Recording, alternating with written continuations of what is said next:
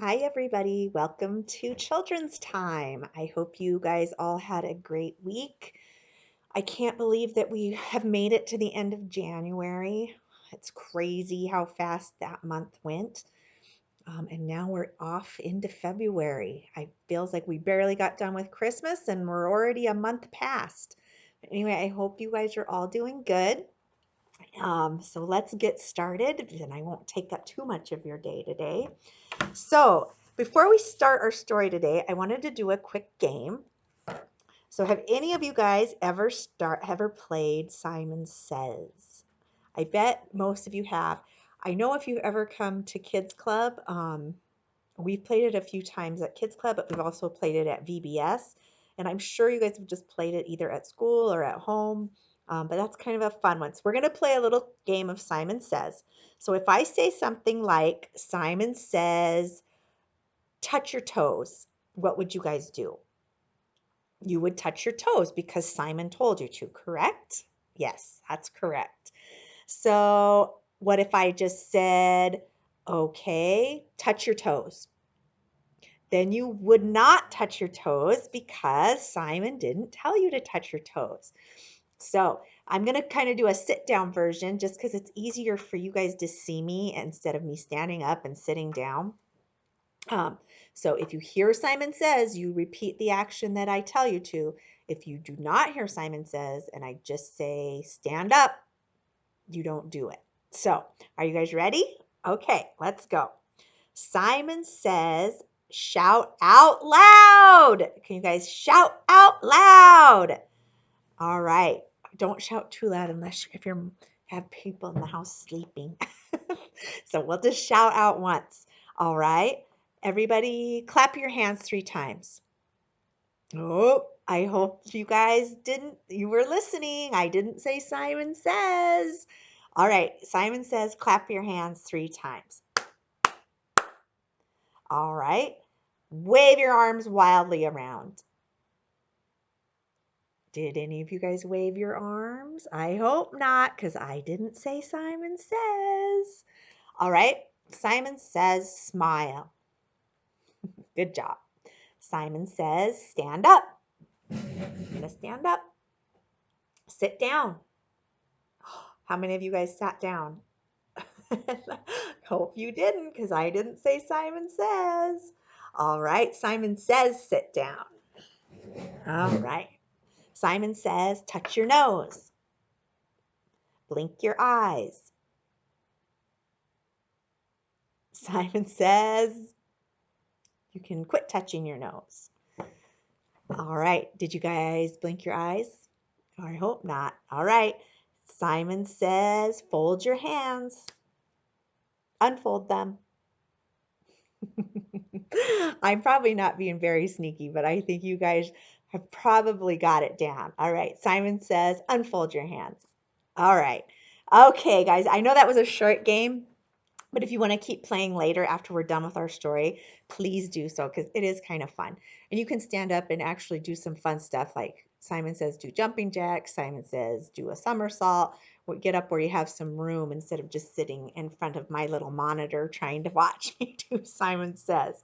All right, so our story today is also about listening and hearing uh, what someone has to say to another person. And that someone that is speaking is Jesus.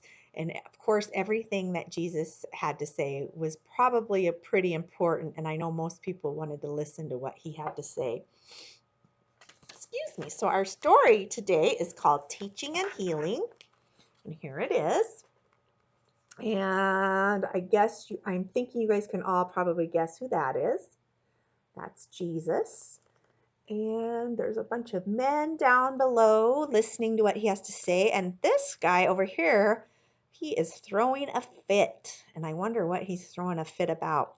We'll have to read our story and find out. And it's a short one today. It's only 2 pages. And we're also going to talk about, does anybody know what this is that Jesus is holding? Well, they mention it in the story, but we're going to talk about it a little bit more. So we'll get on with it and then we'll find out what that is and we'll find out what is his deal. Oh, and before I forget, I did remember Squiggles again. So here he is. And did we find Squiggles? Oh, yeah, he's down here. There he is. He is looking at this man wondering what is happening. So let's read our story. And if you have a Spark Bible and are following along, our story is on page 254, 254. And it's called Teaching and Healing. All right. Jesus was in the synagogue. Does anybody remember what a synagogue is? Synagogue was like the church or the temple, and teachers would go there, and people would sit and listen to them preach and tell stories. So that's what Jesus was doing. Jesus was in the synagogue. He picked up a scroll and began to read it aloud. So that is what Jesus is holding. He's holding a scroll, and we'll talk about that when we're done. Just then, a sick man sitting near Jesus began to shake. The sick man shouted at Jesus. Shh! Quiet! Silence! The crowd said to the man. The people did not care about the man, but Jesus did. Jesus stopped his teaching. He wanted the man to be well. Jesus looked at the man and he said, "Be still. Be well." The sick man became peaceful and quit shaking. "What is this?" the people said in amazement. "He even cures the sick?" Because of this event, news of Jesus' power began to spread among the people. So this man he's sick, and he was yelling, probably trying to get Jesus' attention because he didn't feel well. And all of these people that were listening to Jesus teach are saying, "Be quiet. The Lord is speaking. Quit shouting out at him." But Jesus wanted the man to feel better. And so he said, "Be still, be well." So we know that Jesus's words are powerful words, and everybody needed to listen to them. So that is our story for today. And I'm going to put Squiggles down. He helped me read, so I'll put him back till next week. All right. So when you guys turned on my video today, what did we played a game of Simon Says. So if somebody walked by your house or walked by the room and saw you guys waving your arms and touching your nose and clapping your hands, what do you think that they would think was going on in your room? Well, it's probably a lot like this man in our story. He was yelling and yelling at Jesus and probably making a scene. And they were probably wondering, why is he doing that? Why is he not listening to our Lord? And so what would we do? How would we answer them if somebody came up to you after they saw you playing Simon Says and said, "What were you doing in there?" Going crazy and standing up and sitting down. And you'd have to tell them, "I was playing Simon Says. Simon spoke to me and told me to do these things, and so I listened." And that is the same thing as what happened in our story. Just like when Simon speaks during our game, you're supposed to listen and do what Simon says. That's what happens when Jesus speaks. We need to listen to him and listen to what he says and do what Jesus tells us to do. So that's why I had you guys play Simon Says. So I wanted to kind of get the point across that we need to listen, especially when Jesus is talking to us. All right. So I told you guys that we were going to talk about the roll of paper that Jesus was holding in his hand right here. And like I said, that was called a scroll. And back in Jesus' time, there wasn't a lot of books. I don't even know if there were books yet. There wasn't printers. And so if there were books, people had to write them by hand. And so instead of books, a lot of stuff was just written on paper and it was rolled up. And that way, people could store it without it taking up a lot of space, and it would keep the words protected because they would be rolled inside. So what I did is I made a little scroll right here, and I just took a piece of purple construction paper, and I have some ribbon, and I will take my ribbon off so you guys can see my scroll. And I actually used pencils, and inside my scroll I wrote, "Be still, be well," just like what Jesus told the sick man. And I'm going to show you guys real quick how to do this if you want to make one as well. It's real easy, just paper and pencils and tape. So here is mine. The second one I brought, I'm just using regular lined like school paper. And you want to cut it so it's a little bit shorter than your pencils.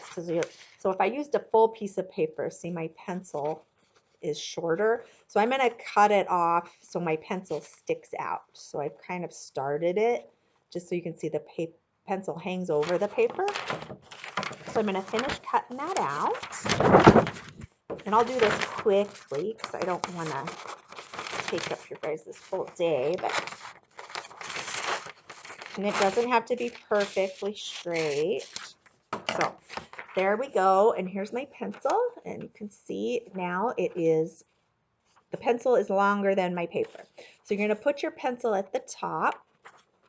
So here you go. You can see it's on this side. And then this is what it looks like on the other side. And we're just going to tape this paper down to our pencil. So I'm going to take a little, and I just have regular Scotch tape. So I'm going to just take a little tape and put it down and then just wrap that around my pencil. And then I'm going to do another piece on the other end.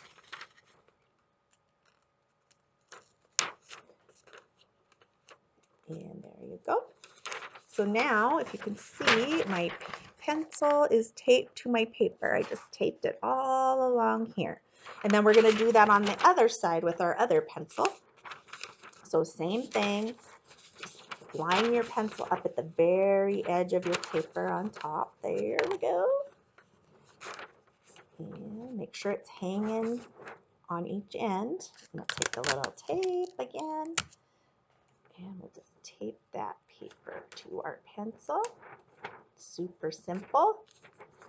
And I just realized I forgot my ribbon, but I'll just use my ribbon on my other one. And you don't have to use ribbon. You can use string or you don't want to tape it because that's hard to get off, but whatever you have that you can tie. You could even use a rubber band probably. So we'll tape that on this end. All right, so now I've got my pencils taped to the ends. There we go. And all we're going to do is we're going to take those and we're going to roll our pencils in like that. It's kind of hard to get it all rolled up. And you can write whatever you want on the inside of your scroll. If you want to write a story, or if you want to write a note to somebody, or just you can write peace, be still, just like or be still, be well, like I wrote on mine. So we remember our story. You can do that. So there's your scroll, and then you're going to just take, like I said, a ribbon or a string or a rubber band, and we're going to put it around that, and then you can just let it go a little bit, and then it'll hold it. So there is your scroll. And like I said, you guys can write whatever you want on yours. That's a quick little craft you can do when you have time, and it's kind of fun. So, all right, the next thing we have to do is it's a little word education. So in our Bible story today, Jesus spoke and amazing things happened. So when he talked to that man that was not feeling well or that was sick, he healed him and made him feel better. But Jesus didn't speak English like we talk, and that's kind of hard to think about and imagine, isn't it? When Jesus called out to the sick man in the synagogue, he was speaking Aramaic. Can you guys say that? It's Aramaic. So that is the language that Jesus spoke. And there's actually people that still speak Aramaic today in parts of the Middle East. So that's kind of over by Saudi Arabia and Iraq and Iran, Israel, that area. So I wanted to teach you guys a little bit of Aramaic because there's actually a few words or phrases in the Bible that are in Aramaic. So I'm going to hold up the word and we'll say it together. And I've got it broken down into pronunciation so you guys can break it down. And then I will tell you what each word means. All right. So here is our first word. It is Maranatha. Can you guys say that? Maranatha. Maranatha. And what does that say? So Maranatha means Lord, come.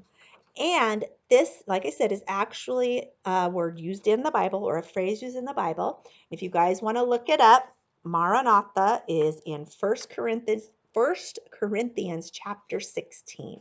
So that is our first one. Our second one, and I've actually heard this one because I remembered this story that this comes out of, but this is Talitha Cum. Talitha Cum. So you guys can say that. And Talitha Cum means little girl, get up. And that statement is in Mark chapter 5. And again, that says little Talitha Cum means little girl, get up. All right. This one actually should be pretty easy, and it is pretty much sounds the way it's spelled. So the next one is Abba. Abba, Abba, and that means Father. And that word is found also in Mark chapter 14. Okay, and our next one, and I actually knew what this one was, so I was pretty proud of myself. This is Rabuni, Rabuni, Rabuni, and Rabuni means rabbi or teacher. So Jesus was often referred to as Rabuni because he was a teacher. And so the Jewish people back in his time would refer to him as Rabuni. And that one is actually found in the book of book of John, chapter 20. And our last one,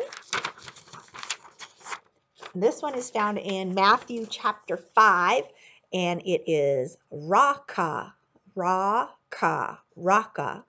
And Raka means fool. Does anybody know what a fool is? Fool is someone that's being silly. If you tell somebody they're being foolish, they're being silly or acting goofy, and that's what fool means. So Raka. And like I said, that one was found in Matthew chapter 5. So there are some Aramaic words for you guys to practice and learn, and I bet you might be able to even find more if you looked through the Bible, but that's something kind of fun you guys can do in your spare time, and it'll also help you get used to looking through your Bible and maybe finding some of these books, because I know we've probably been out of practice since we haven't been at Sunday school. So, all right, guys, I have one last thing for you to do, and then I promise I will let you go. This one my story was short, but my activities were long today. So our last one we want to do is, I want you guys to write a silly story. So the first thing that you have to do is we need lots of words, of course, to write a story, don't we? So I have a list of words that they're suggestions for words, and you guys need to go ahead and pick out a word for each of my suggestions. And then after we've picked out all our words, we're going to put them in a story at the end, and I will read the story to you. I picked out my own words, obviously, because I can't hear you guys, but you guys can go ahead and pick out your own words and plug them into either this story that I read you, or you can make your own story. If you guys have ever played Mad Libs, little notebooks that have stories in them and you pick words out, this is exactly what that is. So our first suggestion is a type of animal. So for my type of animal, my first one, I did a monkey. The second suggestion is a number. It could be any number. The number I picked was number 8. The third suggestion is your favorite food or a favorite food. I put pizza as my favorite food. Number 4 is a color. I picked the color blue because that is my favorite color. 5 is a vegetable, and I picked carrots. Number 6, a person's name. I just picked the name Jim because that was the first name that came to my head. No other special reason than that. Number 7, another type of animal. So don't use the same animal you used for number 1. My second animal is a horse. Number 8, a word that you would shout. So I use the word hey, because you'd be like, hey, or you could do no or stop. But that is a word that you would shout out. And number 9, the last one is a toy. And for my toy, I picked a scooter. And I guess up here, I don't know if I told you what word I picked, but I picked the word hey. So, all right, guys. So that is our list. And I'll go through it one more time. So we have an animal, a number, a favorite food, a color, a vegetable, a person's name, another type of animal, don't use the same one, and a word that you would shout, and a toy. All right, guys, so here is my story. One day, a sweet little monkey was walking down the street. She had just eaten 8 bites of pizza and wanted to rest. But then she saw a blue pile of carrots. Yum, she thought as she took a big bite.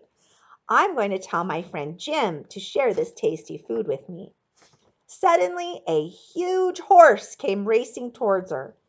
Oh, hey, she screamed. Leave me alone or I'll send my giant scooter to get you. The end. So I'm going to just hold this up for you guys. And you can see the story part of it. And then if you guys want to do a story, you can do a story. Or you can make up your own. So here is the story part. And I'll just hold that up there for a minute so you can see it. And then if you want to copy it down, or your mom could take a screenshot of it, or dad, then you can fill in the words that you picked. So that is it. And the reason I did that is because in our story today, Jesus was actually at the synagogue teaching and telling stories. And so you guys can write your own story. And if you wrote that story, you could put it in you could glue it and put it in your scroll and save it for another day. So there's a good idea for you. All right, you guys, I have taken up much, much more the time of yours than I should have today. But I hope you have a great Sunday and a great afternoon. And I hope next week at school everything goes well and you guys just keep doing good. And I will be with you again next week. So before we shut off, I'm going to say our quick prayer for today. And all right, so we're going to do a clapping prayer today. So each syllable, we're going to clap, and I'll go through it once, and then we'll go through it one more time, and then I'll go. So here we go, clapping prayer. We'll start with our hands folded like this, but as we start the prayer, we'll start clapping. So, Teacher Jesus, teach us. Healer Jesus, heal us. Teach me, heal me. Teach me, heal me. Amen, amen, amen. All right, should we do it one more time? Okay. Teacher Jesus, teach us. Healer Jesus, heal us. Teach me, heal me, teach me, heal me. Amen, amen, amen. All right, guys, have a great week, and I'll see you next time.